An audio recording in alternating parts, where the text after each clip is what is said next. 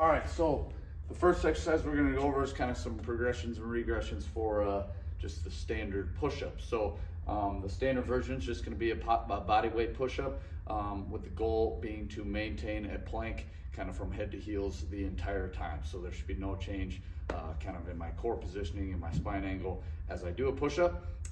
Should feel just as much of a core exercise as an upper body exercise. So just a body weight push-up. My wrist's a little messed up, so I gotta do it on dumbbells today. Should look something like this.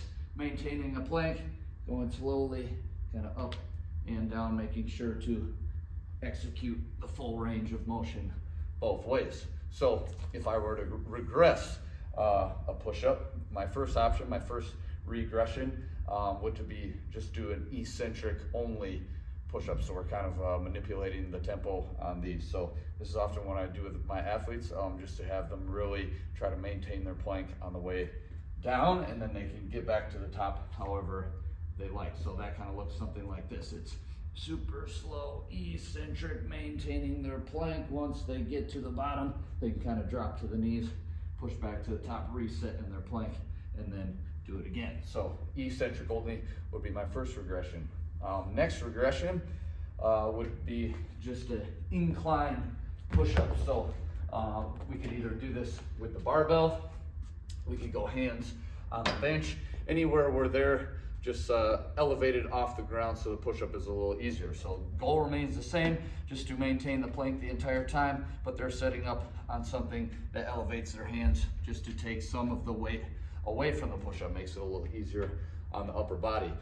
And then my third regression would just be a high plank hold. So we're taking the kind of the dynamics out of it, just making it a static push-up hold at the top. So what that looks like is just holding a push-up at the top, just really trying to maintain a solid core position the entire time. So they would hold for time, it could be anywhere from 10 to 30 seconds, something like that. So if that is our regressions, our progression, so after a body weight push-up, after we're doing some good reps with body weight push-ups, my next option would be to move to maybe a banded push-up. So how that could look, often have athletes kind of wrap it through the palms, wrap it around kind of their scaps, and all this is gonna do is add resistance just at the top of the push-up. So when they set up here, it's not crazy difficult at the bottom, but adds a little resistance as they get to the top of the push-up. So kind of manipulating the weight there.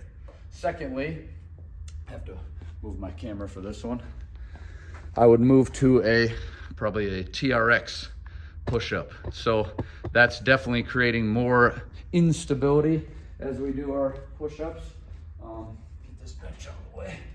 But kind of how a TRX push-up might look is something like this. So they would put their handles so they can kind of adjust the difficulty by walking either in or out to adjust their angle, but the TRX kind of provides a little more instability. They really have to stabilize through their shoulder complex as they lower and push to the top.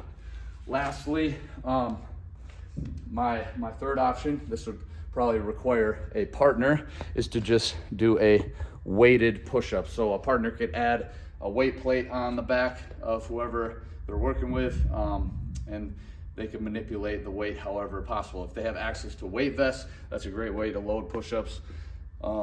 Plates can do the job, but any way that they kind of add external load and keep adding external load over time is probably my third progression in the push-up. Thanks.